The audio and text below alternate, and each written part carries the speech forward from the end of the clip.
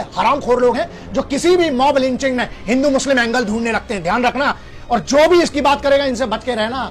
अभी मैटर ये सब का नहीं है। अब एक बात सबसे बड़ा मेरा जो सवाल है ना वो ये है उन लोगों से, कहां गए वे हिपोक्रेट्स, कहां गए वो लोग जो तख्ती वाली एक पूरी गैंग है जो खड़ी हो जाया करती थी, कहां गए वो ट्विटर पे वॉर चलाने वाले, युद्ध चलाने वाले, कहां गए वो लोग।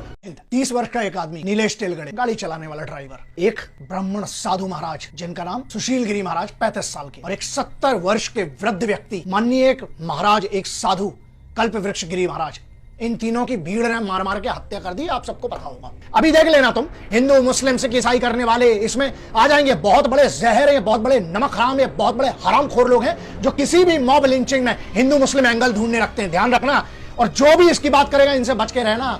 अभी मैटर ये सब का नहीं है। अब एक बात सबसे बड़ा मेरा जो सवाल है ना वो ये है उन लोगों से, कहां गए वे हिपोक्रेट्स, कहां गए वो लोग जो तख्ती वाली एक पूरी गैंग है जो खड़ी हो जाया करती थी, कहां गए वो ट्विटर पे वॉर चलाने वाले, युद्ध चलाने वाले, कहां गए वो लोग जो अफजल गुरु जैसा हरामखोर आतंकवादी मरता है, या बहुत बड़े बड़े आतंकवादी जब मरते हैं तब सालों को बड़ा सुरक्षित फील होने लगता है इस देश में। अब क्या हो रहा, जब दो संत और एक वो रोज कमा के खाने वाला, इकलौता घर का कमाने वाला वो लड़का था नीलेश ड्राइवर, जब वो मरा, अब क्या हुआ, अब असुरक्षित फील नहीं हो रहा तुम लोगों को। क्या हुआ, बड़े वरना ट्विटर पे तो जंग छिड़ गई होती, ये ट्रेंडिंग वो ट्रेंडिंग। लेकिन अब क्या हो गया, बहुत सारे लोगों ने कहा कि भीड़ की कोई शक्ल नहीं होती है, इनका कोई चेहरा नहीं होता, इसलिए हर बार बच जाते हैं। लेकिन ध्यान रखना, इस बार इस भीड़ की शक्ल होना बहुत जरूरी है। कल को भीड़ किसके बच्चे को मारेगी, किस बूढ़े को मारेगी, वो एक संत बेचारा, एक संत व्यक्ति यार जो कुछ नहीं कर रहा था। 110 लोगों को अरेस्ट किया गया, गिरफ्तार, जिसमें से 9 लौंडे हैं ना, जिनको अब जुर्नाइल के लिए बहुत सारे एनजीओ खड़े हो जाएंगे, ये हो जाएंगे। कहां गए मानवाधिकार वाले, वो वाले लोग जो आतंकवादी का मानवाधिकार देखने लगते हैं, कहां गए वो लोग। बिल्कुल 3 बजे रात को सुप्रीम कोर्ट को खुलवाने के लिए खड़े हो जाते हैं। अब क्या हो गया, अब नहीं होगा, अब बिल्कुल शांत हो जाएंगे और गायब हो जाएंगे। पुलिस ने केस दर्ज कर दिया है, 110 लोगों को गिरफ्तार किया और उनकी रिमांड है 30 अप्रैल तक के लिए। पता है अभी इनको समझ में नहीं आ रहा है, लेकिन इसका सोल्यूशन होना पड़ेगा।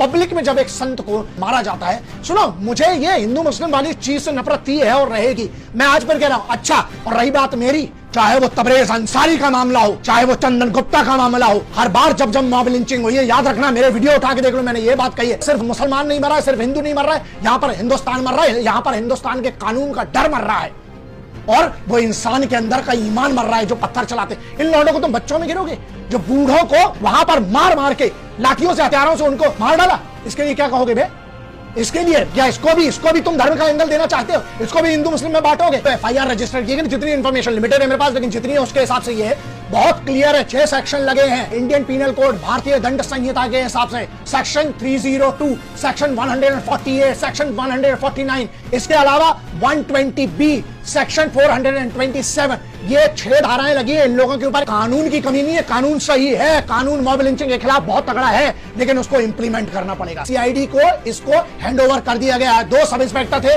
वो इसमें सस्पेंड हो चुके हैं। धारा नंबर 34 क्लियरली है, जहां पर कॉमन इंटेंशन होती है, चाहे भीड़ के जितने भी लोग थे उनकी एक इंटेंशन क्लियर थी, इन साधुओं को मारना। जब तक ऐसे हरामखोरों को, जब तक ऐसे लोगों को जो कानून को कुछ नहीं समझते हैं, जब तक कानून का डर पैदा नहीं होगा, ऐसी होती रहेंगी दुर्घटनाएं। इसलिए ध्यान रखना ये बात। तो क्यों कानून अपनी ताकत दिखा के इन हरामखोरों को कम से कम फांसी की सजा नहीं दिलवा सकता।